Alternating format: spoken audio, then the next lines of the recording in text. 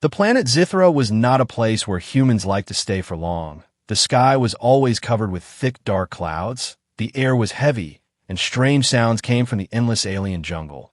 Most explorers only came here for short mining missions and then left as quickly as possible. But Daniel Carter had been working on this dangerous planet for 3 weeks now, alone with only a small shelter, his mining tools, and a simple communication device that rarely worked because of the storms.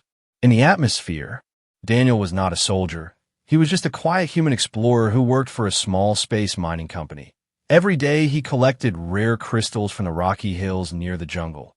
The job was boring, but it paid well, and Daniel needed the money. So he stayed and did his work even when the nights became cold and the jungle became loud with strange alien creatures. That evening the wind was strong and the sky was turning dark earlier than usual. Daniel was walking back toward his shelter with a small bag of crystals on his shoulder. He was tired and only thinking about eating dinner and getting some rest, but suddenly he heard something that made him stop walking. It was a scream, not the scream of an animal, not the cry of a jungle creature. It sounded like someone calling for help. Daniel slowly turned his head toward the thick trees of the jungle. The sound came again, this time louder, sharp, and full of pain. Whoever made that sound was in serious trouble. For a moment, Daniel thought about ignoring it. The jungle of Zithra was full of dangers. Many explorers who followed strange noises never returned, but the scream came again, weaker this time, like someone was losing the strength to fight. Daniel sighed quietly and placed the bag of crystals on the ground. "All right, I will take a quick look," he muttered to himself. Then he picked up his plasma rifle and carefully walked toward the trees. The jungle quickly became darker as he moved deeper between the giant alien plants. Long glowing vines hung from the branches and strange insects flew around him. The air smelled wet and heavy, and the ground was soft under his boots. Then he heard voices, low growling voices speaking in an alien language. Daniel slowly crouched behind a thick tree and carefully looked ahead. What he saw made his eyes widen in shock. 3 tall alien hunters were standing in a small clearing. Their armor was dark and rough, and each one carried a long energy spear. In the center of the clearing, a wounded alien woman was lying on the ground. Her armor looked different, smoother, and decorated with glowing silver patterns. She was clearly important, but she was badly injured and could barely move. One of the hunters raised his spear and pointed it at her chest. The alien woman tried to stand, but she was too weak. Her breathing was slow and painful. Daniel felt his heart beat faster. He did not know who she was, and he had never seen aliens like these before. But one thing was clear. Those hunters were about to kill her. Daniel quietly lifted his plasma rifle and aimed from behind the tree. He could still walk away. This was not his fight. He was just a miner on a distant planet. But something inside him refused to let him leave. He took a slow breath and pulled the trigger. A bright blue blast shot through the air and hit one of the hunters directly in the shoulder. The alien screamed and fell backward. The other 2 hunters quickly turned in surprise, looking around for the attacker. Daniel stepped out from behind the tree and fired again. "Hey, ugly faces, why don't you fight someone who can actually shoot back?" he shouted. The hunters roared angrily and rushed toward him, their energy spears glowing bright red. The jungle clearing suddenly became a battlefield. Daniel moved quickly behind rocks and trees while firing his rifle again and again. The hunters were strong, but they were not expecting a human with a plasma weapon. After several intense moments, one hunter collapsed, and the last one finally retreated into the jungle with an angry roar. Silence slowly returned to the clearing. Daniel lowered his rifle and walked carefully toward the wounded alien woman. Up close, he could see that she looked very different from the hunters. Her skin had a soft silver glow and her eyes were bright violet. Even while injured, she carried an aura of quiet power. The alien woman slowly opened her eyes and looked directly at him. For a moment, neither of them spoke. Then she whispered weakly, "Human, you should not have done that." Daniel knelt beside her and checked her wound. "Yeah, I get that a lot," he said calmly. The alien woman studied his face carefully. Then her expression slowly changed with realization. "You saved me," she said softly. Daniel shrugged a little. Looked like you needed help. The alien woman suddenly grabbed his arm with surprising strength. Her glowing eyes locked onto his. You do not understand, human, she whispered. I am Lyra Valen, queen of the Zalori Empire. Daniel blinked in shock. The wounded alien queen continued speaking with fading strength. By the sacred law of my people, the one who saves the queen's life during battle becomes bound to her fate. Her grip tightened slightly before her strength finally began to fade. Human, you are now bound to me, she whispered. Her eyes slowly closed, and she lost consciousness in Daniel's arms. Daniel stared at her for several silent seconds, completely stunned by what he had just heard. Then he looked up at the dark, alien jungle around them and sighed deeply. Great, he muttered. Just great.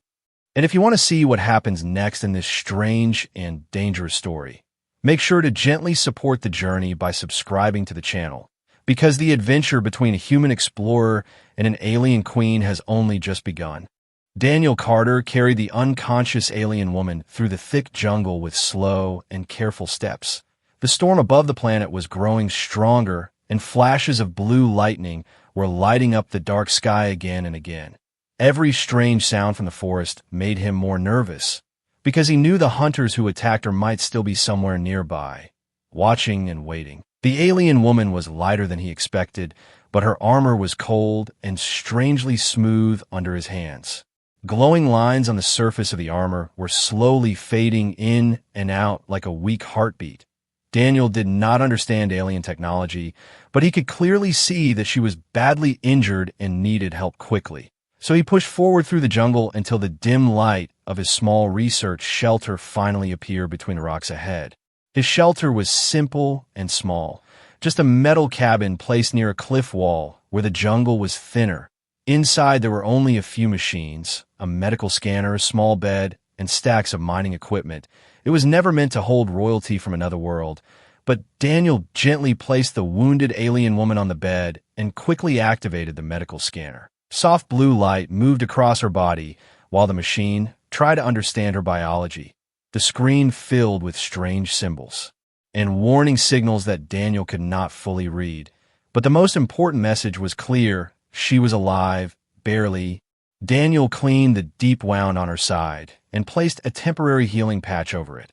He had no idea if human medicine would work on alien biology, but it was the best he could do. After several minutes, the strain scanner began to calm down, and the flashing warnings slowly disappeared. Her breathing became a little more steady, though she was still unconscious. Daniel leaned back in his chair and rubbed his tired eyes. His quiet mining mission had suddenly become something far bigger and far more dangerous. He looked at the alien woman again. Her face was calm now, almost peaceful. Even though the storm outside was shaking the walls of the shelter, her silver skin reflected the soft light of the machines, and the small glowing marks on her armor showed the symbol of a crown surrounded by stars. Queen of the Zalori Empire. Daniel muttered quietly to himself, still unable to fully believe it. Hours passed slowly while the storm outside roared across the jungle. Daniel stayed awake watching the scanners, listening to every sound, but sometime deep into the night, the alien queen suddenly moved slightly, and her violet eyes slowly opened. For a moment, she looked confused. Her gaze moved around the unfamiliar room, the metal walls, the strange human machines, and finally her eyes stopped when they saw Daniel sitting nearby. You are still here, human, she said quietly. Her voice was soft but carried a natural authority that was impossible to ignore. Daniel gave a small, tired smile. Yeah, well, someone had to make sure you didn't die in my bed. That would be very bad for my work report. The alien queen slowly pushed herself up slightly. Wincing in pain as she touched the healing patch on her side, she looked at it with curiosity before looking back at Daniel again.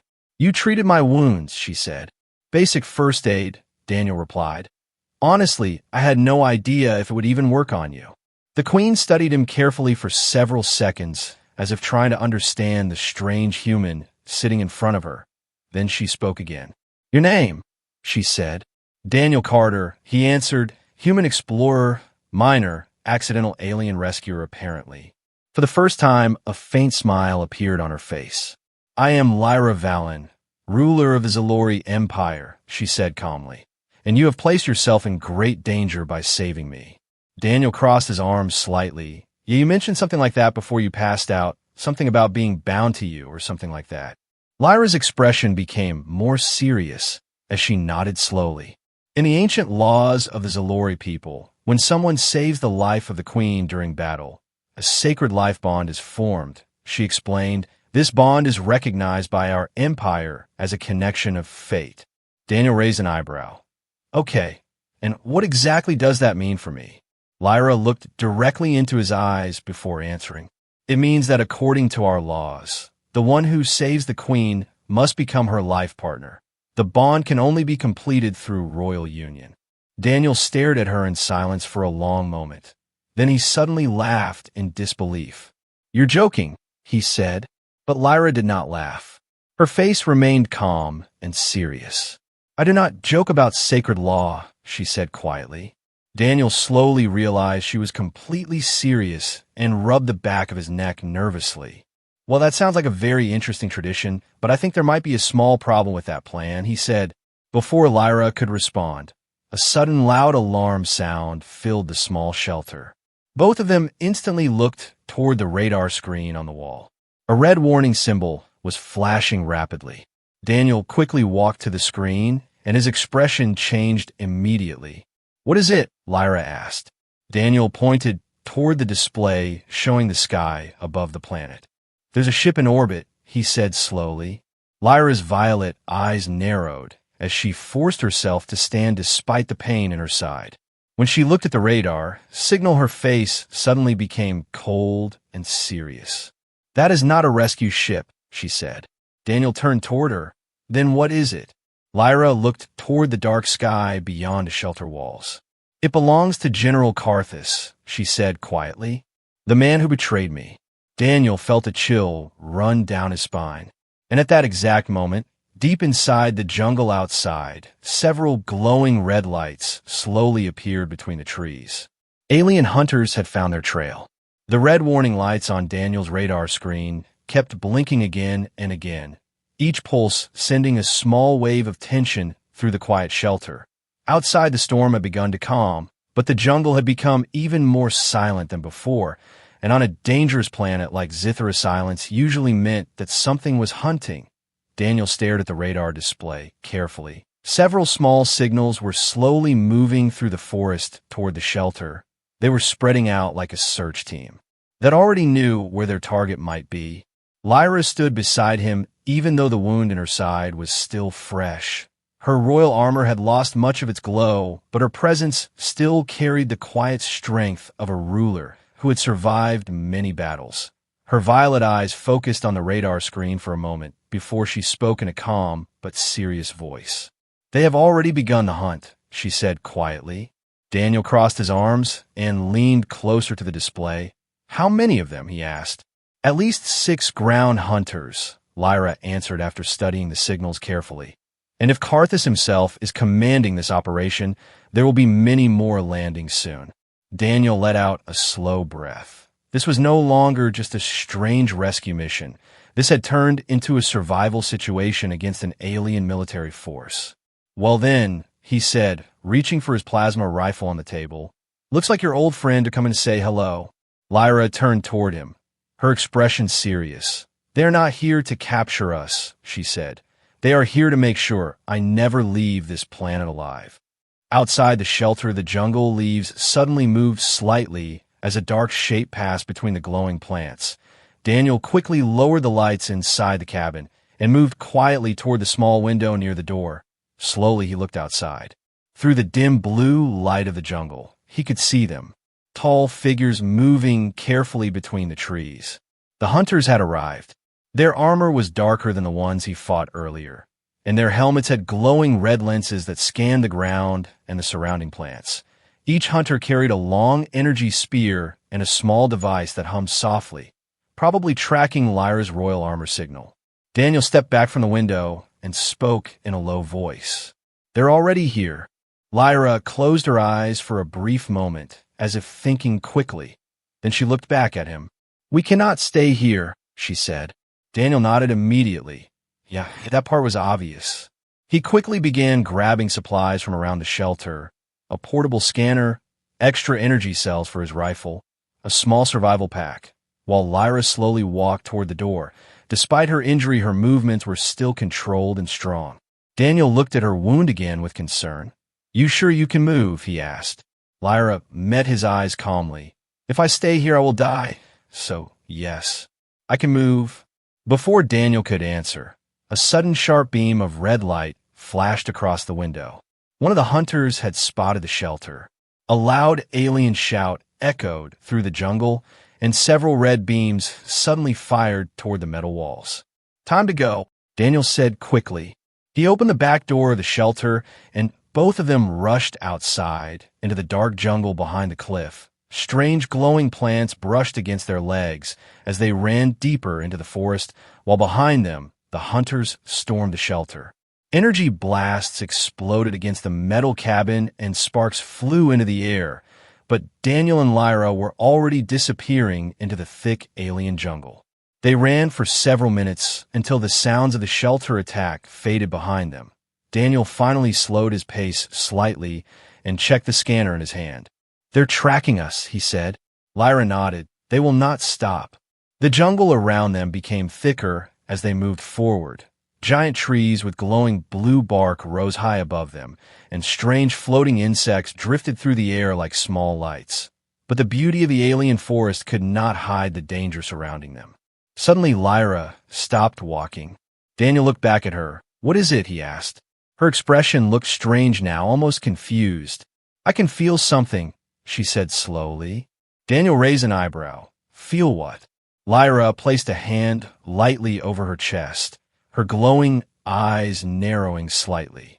"The life bond," she whispered. Daniel blinked in confusion. "The what?" Lyra looked directly at him, her voice softer now. "When you saved my life, the ancient bond of the Zalori was formed between us. It is more than a promise or a law. It is a biological connection created by our royal blood." Daniel stared at her, unsure if he should be worried or confused. "And what exactly does that mean?" he asked. Lyra hesitated for a moment before answering. "It means our minds and bodies are beginning to recognize each other as partners," she said quietly. Daniel opened his mouth to respond, but suddenly the ground near them shook slightly. A powerful engine roar echoed through the jungle sky above. Both of them looked up at the same time. A massive, dark shape slowly moved through the clouds high above the planet. Bright red lights glowed along its massive metal body. Daniel's face slowly became serious as he recognized what it was. "That is not a small hunting ship," he said. Lyra's voice became cold and quiet. "No," she said, "that is Karthus's war cruiser." At the same moment, several bright searchlights suddenly cut through the jungle darkness from the sky, sweeping across the forest like giant glowing blades. The hunt had just become far more dangerous. And somewhere deep inside the jungle ahead of them, something large and unknown suddenly let out a terrifying roar. The terrifying roar that echoed through the jungle made the ground beneath Daniel's boots tremble slightly. The sound was deep and powerful, like a giant creature waking up after a long sleep. The glowing insects that floated between the trees suddenly scattered into the darkness, and for a few seconds the entire forest became silent again. Daniel slowly turned his head toward the direction of the roar, while tightening his grip on the plasma rifle, his voice low and cautious. "Please tell me that sound wasn't another one of your soldiers," he said. Lyra shook her head slowly, her violet eyes scanning the dark jungle around them. "No," she replied quietly, "that is something native to this planet, and something even my people avoid." Daniel sighed softly. "Great, alien soldiers behind us, giant jungle monsters ahead of us. This day keeps getting better." Above them, the massive war cruiser of General Karthus continued to move slowly through the clouds, its powerful searchlights sweeping across the jungle like the eyes of a giant predator. Every few seconds, the bright beams of light passed between the trees, forcing Daniel and Lyra to stay low and hidden among the glowing plants. After several tense minutes, they finally reached a narrow rocky path between tall cliffs where the jungle became thinner. Daniel stopped for a moment to catch his breath while checking the scanner again. The small moving signals of the hunters were still following their path, slowly but steadily closing the distance. "They're still on us," he muttered. Lyra looked toward the sky where the war cruiser hovered like a dark shadow above the planet. "They will not stop until I am dead," she said quietly. Daniel glanced at her for a moment before speaking. "You said earlier that this General Karthus betrayed you," he said. "Why would one of your own generals try to kill his queen?" Lyra remained silent for a few seconds, as if deciding how much truth to reveal. The wind moved gently through the alien plants around them, and the distant thunder of the storm rolled across the sky. Finally she spoke. "Karthus was once the most trusted commander of the Zalori Empire," she began slowly. "For many cycles he defended our borders and led our fleets to victory against many enemies. The Empire respected him. And so did I." Daniel leaned against the rock wall while listening carefully. "So what changed?" he asked. Lyra's expression grew darker as old memories filled her mind. "Power," she answered simply. She walked slowly toward the edge of the cliff and looked out over the dark jungle below before continuing. "The Zalori Empire is one of the strongest civilizations in this galaxy. Our fleets control hundreds of star systems. But strength also creates ambition," she said. "Karthus believed the Empire should not only rule its territory. He believed we should conquer everything." Daniel raised an eyebrow. "Including Earth, I'm guessing." Lyra nodded slightly. "Yes," she said. "Your world is young compared to ours. Your people are still expanding into space. Karthus sees humanity as weak, and he believes Earth should become a colony of the Zalori Empire before humans grow strong enough to resist." Daniel's expression became serious now. "And you disagreed," he said. Lyra turned back toward him, her voice calm but firm. "My duty is to protect my people, not start endless wars," she said. "I refuse his proposal. I ordered the fleets to avoid human territory and observe your species peacefully." Daniel crossed his arms slowly. "Let me guess, he didn't like that." Lyra shook her head. "Karthus believes mercy is weakness," she said. "And if I remain queen, he can never begin the war he wants." Daniel looked back toward the sky where the war cruiser hovered like a silent giant above the jungle. "So he decided to remove the one obstacle in his way," Daniel said quietly. Lyra nodded once more. "Yes," she said. "During a diplomatic mission to this system, he arranged an ambush. My escort fleet was destroyed, and I barely escaped the crash of my ship. The hunters you fought earlier were sent to finish what he started." Daniel let out a slow breath, realizing the full situation now. "So if you die here," he said, "he becomes the new ruler." Lyra's eyes grew colder. "And then he will lead the Empire into war, starting with your planet," she replied. For a moment, neither of them spoke. The jungle wind moved softly through the trees while the distant sound of alien engines echoed in the sky above. Daniel finally pushed himself away from the rock wall and looked at her again. "Well, that's just fantastic," he said. "My quiet mining job just turned into saving 2 entire civilizations." Lyra watched him carefully, studying the human who had unexpectedly become part of her fate. "You are free to leave this path," she said calmly. "If you escape the jungle alone, you may still reach your shuttle before the hunters find you. Helping me further will only place you in greater danger." Daniel was silent for a few seconds before answering. Then he gave a small, tired smile. "It's about that," he said. He pointed toward the sky where the war cruiser floated like a dark mountain among the clouds. "If that guy wants to conquer Earth one day, then I guess this became my problem too," he said. Lyra looked at him with quiet surprise. Daniel adjusted the energy cell on his plasma rifle and spoke again. "So what's the plan, Your Majesty?" he asked.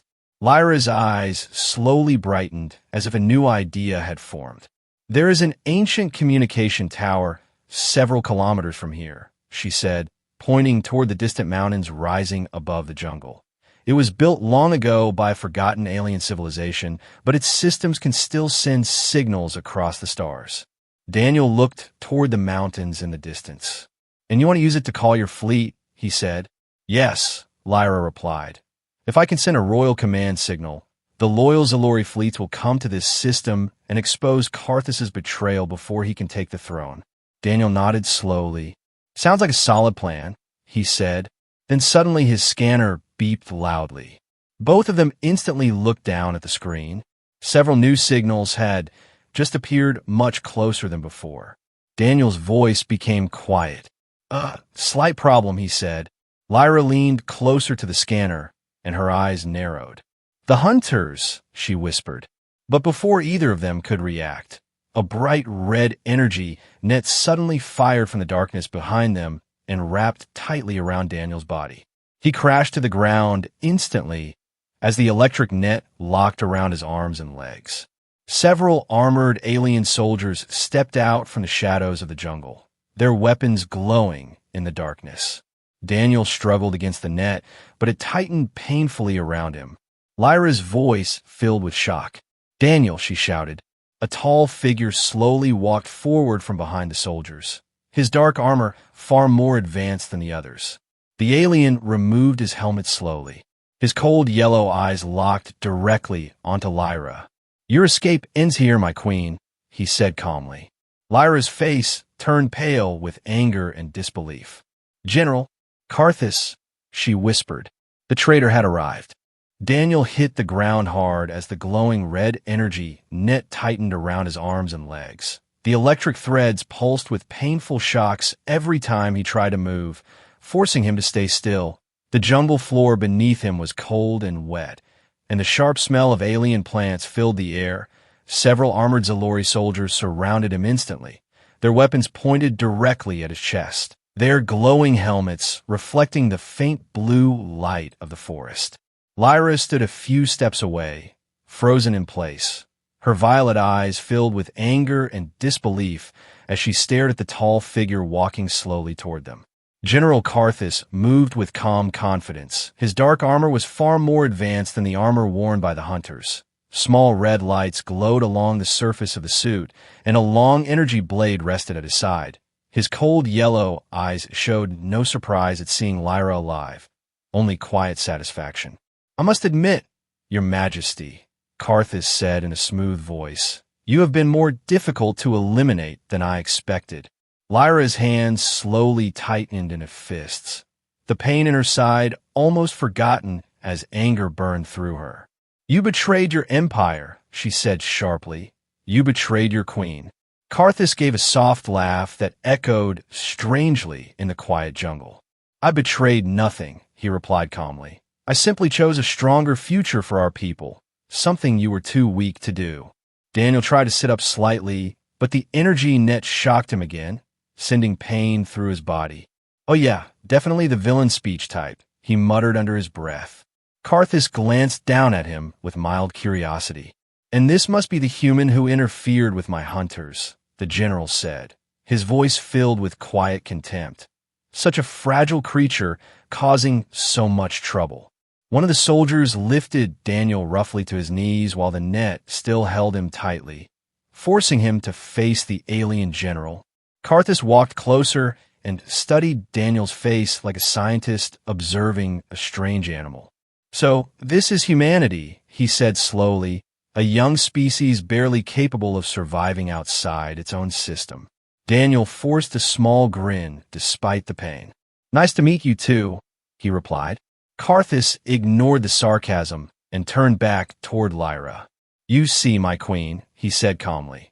"This is exactly why the Empire needs new leadership. The galaxy is full of weak civilizations waiting to be conquered, yet you chose to protect them instead of ruling them." Lyra stepped forward slightly despite the soldiers around her. "The Zalori Empire was built to bring order, not endless war," she said firmly. Karthus shook his head slowly. "Order comes through power," he replied, "and power comes through conquest." The general then gestured toward Daniel. "This creature is proof of your weakness," he continued. "You allowed a human to save your life. You allowed yourself to be bound by an ancient law that no longer has meaning." Lyra's expression hardened immediately. "The life bond is sacred," she said. Karthus laughed again, louder this time. Sacred traditions are chains that hold the strong back, he said, and tonight I will break those chains forever. He turned to one of the soldiers and gave a simple command. Prepare the execution. Daniel's heart skipped a beat as the soldier raised a glowing energy spear beside him. Lyra's voice immediately cut through the tense air. Stop, she shouted. All movement froze instantly. Karthus looked at her with calm curiosity. Yes, your majesty, he said slowly. Lyra's eyes moved from the soldiers to Daniel, the human who had risked his life for her without knowing who she was, the human who had chosen to help her even when she told him he could escape alone. For the first time since the hunt began, uncertainty appeared in her expression. If Daniel died here, she might still find a way to escape later. But if she tried to save him now, she would lose the only chance to reach the ancient communication tower and call her loyal fleet. Her empire, or the human who saved her life. The decision hung in the air like a heavy shadow. Daniel saw the conflict in her eyes and quickly spoke. Hey, don't worry about me, he said, trying to sound calm even though the spear was inches from him. You've got a whole empire to save, remember. Lyra stared at him silently. Karthus watched the moment with amusement. Yes, listen to the human, he said smoothly. He understands his place in the universe far better than you do. For a few seconds, Lyra said nothing. The jungle wind moved softly through the tall, glowing plants around them, and the distant thunder of the storm rolled across the sky again. Then something inside her changed. Her violet eyes became sharp and clear again, no longer filled with doubt. She straightened her posture and looked directly at Karthus. You are wrong, she said calmly. The general raised an eyebrow slightly. About what? He asked. Lyra stepped forward another step, her voice strong despite the soldiers surrounding her. You believe power is the ability to destroy, she said, but true power is the courage to protect those who stand beside you. Karthus's expression slowly darkened. Lyra then turned her gaze toward Daniel for a brief moment. And this human, she continued, has shown more honor in a single day than you have in your entire life. Before anyone could react, Lyra suddenly moved. Her injured body moved faster than the soldiers expected. She grabbed one guard's weapon and twisted it sharply. The energy spear fired wildly into the air as she struck the soldier down. At the same moment, she slammed the weapon into the control device attached to Daniel's energy net. The net instantly shut down and collapsed around him. Daniel rolled to the side just as another soldier fired a blast toward them. The jungle exploded into chaos once again. Energy bolts flashed between the trees as Lyra and Daniel fought side by side. The queen moving with surprising speed despite her injury, while Daniel grabbed his plasma rifle and returned fire. Karthus stepped back calmly, watching the sudden battle with cold eyes. You choose a human over your empire, he said quietly. Lyra blocked an incoming attack and shouted back. I choose what is right. Karthus shook his head slowly, as if disappointed. Then you have already lost, he replied. High above the jungle, the war cruiser's engines suddenly roared louder. More drop ships were descending from the clouds, and the final battle for the future of two civilizations was about to begin.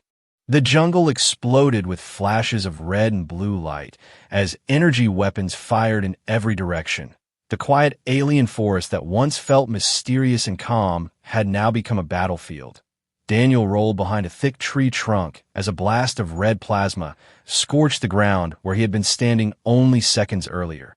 The smell of burned plants filled the air, while glowing leaves slowly drifted down from shattered branches above. The Zaylori soldiers were spreading out quickly, forming a tight circle around him and Queen Lyra, moving like trained predators closing in on their prey. Daniel quickly checked the charge on his plasma rifle and leaned slightly out from behind the tree, firing two bright blue blasts toward the nearest soldier. The shots forced the armored hunter to dive behind a rock, giving Lyra enough time to move across the clearing and disarm another enemy with a fast strike of her captured energy spear. Even injured, she moved with deadly precision. Every movement controlled and powerful, The silver patterns on her royal armor were glowing brighter again as adrenaline and determination pushed her forward. "Daniel, we cannot stay here," she called out over the sound of weapons fire. Daniel fired another shot before ducking back into cover. "Trust me, I'm not planning to build a house here," he shouted back. Above them, the massive war cruiser of General Karthus roared across the sky like a metal thunderstorm, its engines lighting the clouds with dark red flames as several smaller drop ships descended through the storm and began landing deeper inside the jungle. Each ship carried more soldiers ready to join the hunt. Karthus himself stood calmly near the edge of the clearing, watching the battle unfold with cold patience. His yellow eyes showed no anger or panic, only the quiet confidence of someone who believed victory was already certain. Daniel noticed him standing there and shouted toward Lyra. "Your general doesn't look too worried," he said. Lyra glanced briefly toward Karthus before knocking another soldier to the ground. "That is because he believes we have no escape," she replied. Daniel gritted his teeth as another blast hit the tree beside him, sending burning bark into the air. "Well, we better prove him wrong fast," he said. Lyra quickly moved beside him behind the cover of a large rock, her breathing slightly heavier now, but her eyes still sharp and focused. "There is only one chance left," she said quickly. "The ancient communication tower is less than 2 kilometers from here. If we reach it, I can send a royal command signal to my loyal fleets." Daniel peeked over the rock and fired another shot toward the approaching soldiers. "And how long does that signal take to work?" he asked. Lyra answered without hesitation. "Only a few minutes," she said. Daniel nodded slowly. "Then that's our new plan," he replied. He quickly checked the direction on his scanner and pointed toward a narrow path leading deeper into the jungle hills. "Tower should be that way," he said. Lyra stood up beside him and raised the captured spear. "Then we run," she said. Without another word, they both burst from cover and sprinted toward the rocky path, Daniel firing behind them, while Lyra blocked incoming blasts with fast movements of the spear. The jungle around them blurred as they rushed through glowing plants and twisted roots. The sounds of enemy soldiers shouting echoed behind them as the hunters quickly began the chase again. Above the jungle, Karthus watched their escape calmly before activating a small communication device on his armor. "Release the aerial drones," he ordered quietly.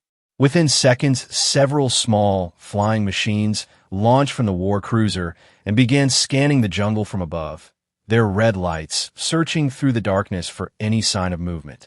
Meanwhile, Daniel and Lyra continued running through the rocky hills until the trees suddenly opened into a large ancient valley surrounded by tall stone cliffs.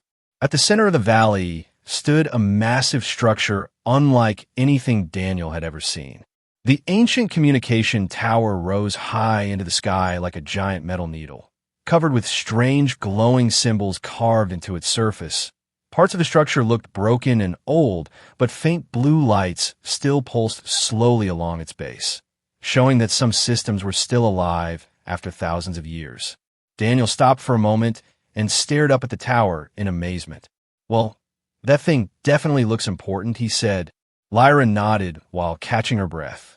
"It was built by a civilization that disappeared long before my empire existed," she explained, "but its signal system is powerful enough to reach across entire star systems."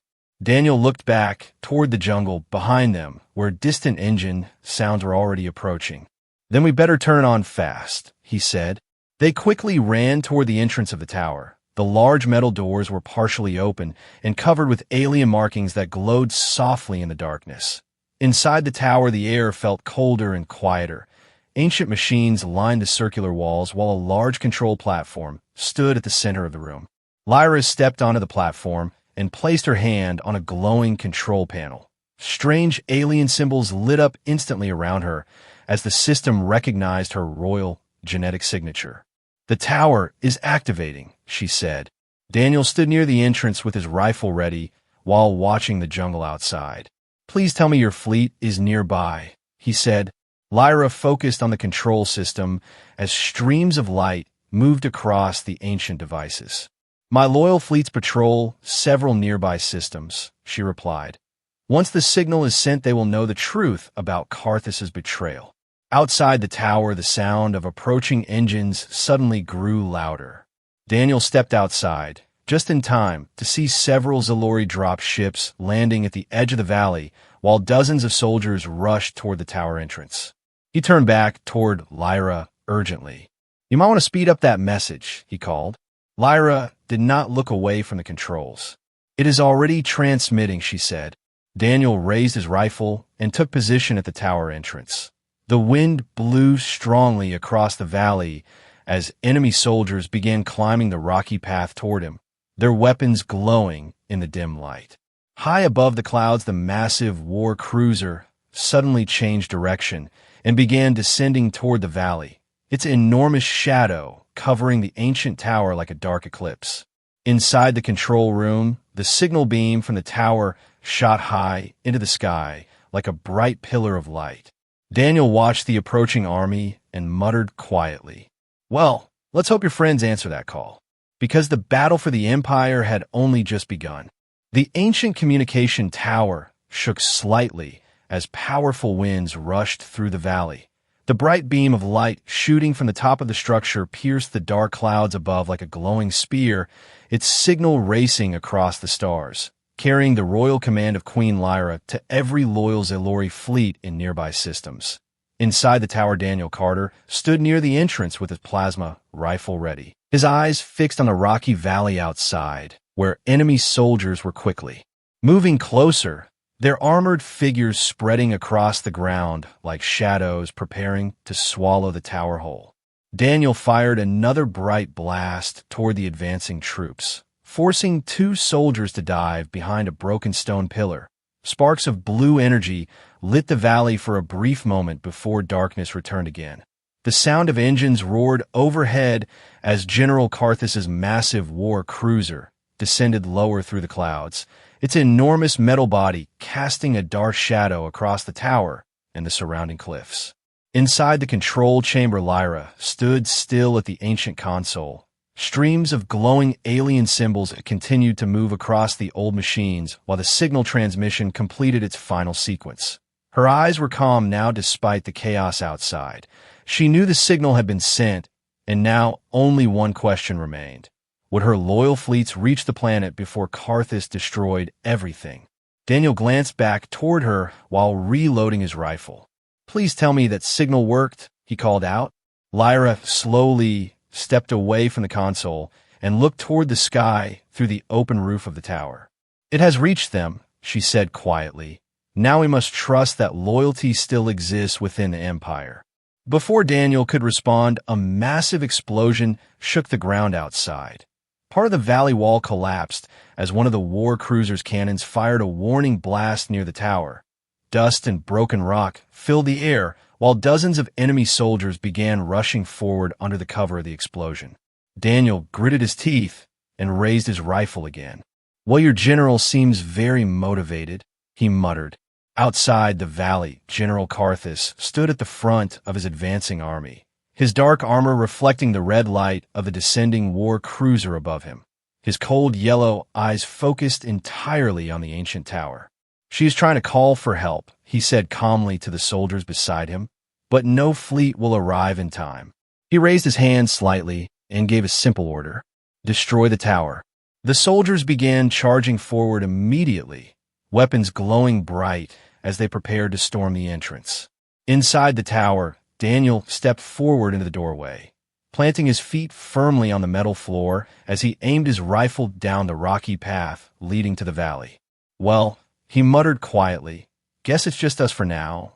Lyra moved beside him, her captured energy spear glowing again in her hand, the silver patterns of her armor shining brighter as she prepared to fight once more. "Then we stand together," she said calmly. The next few minutes became a storm of energy blasts and flying sparks as enemy soldiers rushed toward the tower again and again. Daniel fired carefully controlled shots, while Lyra moved with graceful speed beside him, knocking back enemies who came too close to the entrance. Despite their determination, the number of soldiers continued to grow as more drop ships landed around the valley. Then suddenly something unexpected happened. The sky above the clouds flashed with dozens of bright white lights. At first Daniel thought it was lightning from a storm, but the lights continued multiplying across the sky until the dark clouds themselves seemed to tear open. Lyra's violet eyes widened slightly as she recognized what it was. "They came," she whispered. High above the planet, massive shapes appeared through the clouds. Enormous starships of silver and blue metal dropping out of hyperspace one after another, their glowing engines lighting the sky like a second sunrise. The loyal fleets of the Zalori Empire had arrived. Within seconds, the peaceful sky above the jungle turned into a battlefield as the loyal warships immediately engaged Karthus's cruiser. Beams of energy flashed between the massive vessels, while explosions lit the clouds with bright fire. The ground soldiers in the valley suddenly stopped as they realized their commander was no longer in control of the sky. Daniel looked up in amazement while lowering his rifle slightly. "Well, looks like your message worked," he said. Lyra allowed herself a small breath of relief, but her eyes remained focused on the battlefield. "It is not over yet," she replied. Outside the tower, General Karthus looked up at the arriving fleets with a dark expression. His perfect plan was falling apart faster than he expected. But instead of retreating, he drew the long, glowing blade from his armor and began walking toward the tower himself. "If the Queen dies here," he said coldly, "the Empire will still fall into my hands." Moments later, the towering figure of the general appeared at the entrance of the communication tower, his blade humming with deadly energy as he stepped over the bodies of fallen soldiers. Daniel raised his rifle instantly, but Karthus moved faster, deflecting the shot with his blade before lunging forward. The impact of the alien general's strength forced Daniel back several steps inside the tower. Lyra rushed forward with her spear and blocked the next strike, the clash of their weapons sending bright sparks across the metal floor. "You should have stayed dead, my queen," Karthus growled. Lyra's voice remained steady as she pushed against his blade. "The Empire deserves better than you," she replied. The duel between them moved quickly across the chamber, their glowing weapons clashing again and again while Daniel circled around looking for an opening. Finally, he saw the moment he needed. As Karthus raised his blade for another strike, Daniel fired a powerful blast directly at the control unit on the back of the general's armor. The shot exploded against the device, sending a wave of sparks through the suit and causing Karthus to stagger. Lyra did not hesitate. With one precise movement, she drove her spear forward and struck the center of his armor. The energy blade in Karthus's hand flickered once before falling silent as the defeated general collapsed to the ground.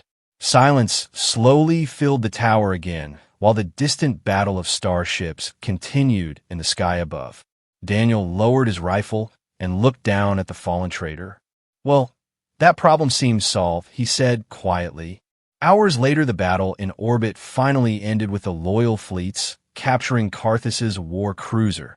The surviving soldiers surrendered quickly once they realized the Queen still lived.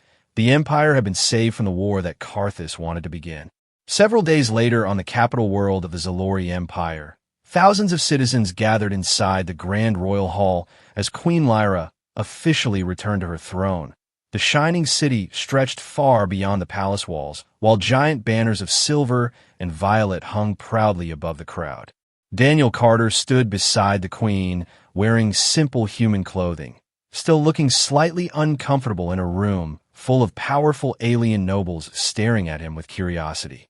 The royal advisor stepped forward and spoke loudly to the hall. "The Queen lives because of the actions of this human," he announced. Murmurs spread through the crowd as everyone looked toward Daniel again. Then Lyra stood from her throne and raised her hand for silence. Her voice echoed clearly through the hall. "This human saved my life," she said. "He protected me when my own general betrayed the Empire, and he fought beside me when the fate of our civilization was uncertain." She turned toward Daniel and looked directly into his eyes. "In the ancient laws of the Zalori people, a life bond was formed between us on the battlefield," she continued.